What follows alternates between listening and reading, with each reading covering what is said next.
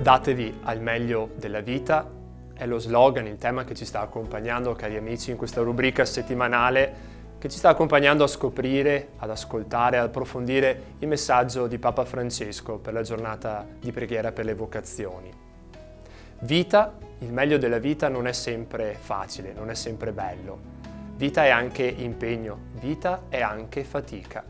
Fatica è appunto la terza parola della vocazione che oggi vogliamo scoprire ascoltando innanzitutto le parole di Papa Francesco.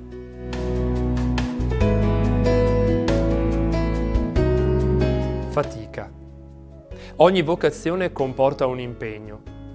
Il Signore ci chiama perché vuole renderci come Pietro capaci di camminare sulle acque, cioè di prendere in mano la nostra vita per metterla al servizio del Vangelo, nei modi concreti e quotidiani che Egli ci indica, e specialmente nelle diverse forme di vocazione laicale, presbiterale e di vita consacrata. Ma noi assomigliamo all'Apostolo, abbiamo desiderio e slancio, però nello stesso tempo siamo segnati da debolezze e timori. Pur nelle nostre fragilità e povertà, la fede ci permette di camminare incontro al Signore risorto e di vincere anche le tempeste. Lui infatti ci tende la mano quando per stanchezza o per paura rischiamo di affondare e ci dona lo slancio necessario per vivere la nostra vocazione con gioia ed entusiasmo.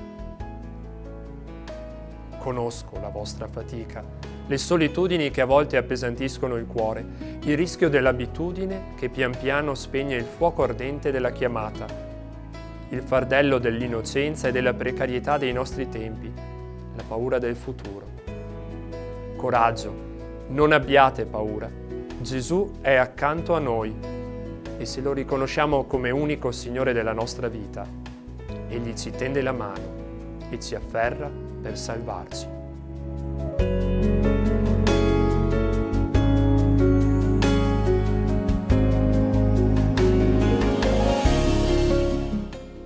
Vita consacrata è lasciare entrare nella propria vita, nella propria storia, pur segnata da fragilità e debolezze, la grazia del Signore. Ascoltiamo cosa significa tutto questo per una giovane religiosa, Suor Chiara. Sono Suor Chiara, sono una figlia di Maria Ausiliatrice, una suora salesiana da 4 anni e abito al Collegio Immacolata a Conegliano. La scoperta più grande che ho fatto in questi anni è che tutto quello che io sono, tutto quello che io faccio in realtà è tutto opera del Signore, è tutto suo. E questo per me non è stato tanto facile vederlo quando tutto andava bene, quando le forze, le capacità, le idee erano buone, sembrava che tutto girasse per il verso giusto, ma quando le situazioni sono state un po' più difficili, no? Quando magari ci sono stati dei momenti di solitudine, di paura, di dubbio, di malattia, di comprensione. Perché tutte queste situazioni hanno un po' fatto pulizia, riportando a galla quello che era poi l'essenziale, no? Cioè il Signore e la sua presenza.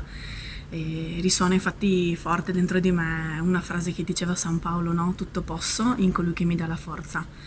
Perché non è che posso tutto per le mie capacità, per le mie forze, per le mie idee, ma è nel suo amore, no? che io posso tutto. Ed è proprio in risposta a questo amore che io, come tanti altri consacrati e consacrate in tutto il mondo e in tanti ordini e congregazioni, proviamo, no, ogni giorno a seguire questo Signore, con la certezza che, anche se noi non sempre ci accorgiamo che cammina con noi, Lui c'è sempre. La promessa che infatti Lui ci fa non è una promessa di star bene, di non avere mai problemi, di avere accanto a me sempre delle persone con cui vado d'accordo, che mi capiscano, o di essere in una situazione che valorizza sempre tutte le mie capacità al massimo, no?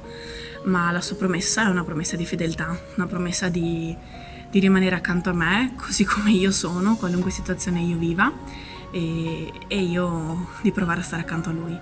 La sua promessa è una promessa di amore gratuito, incondizionato, un amore che non devo meritarmi, che è un amore che è molto più grande di tutti i miei successi, di tutte le mie soddisfazioni o anche di tutti i miei dolori e di tutti i miei dubbi.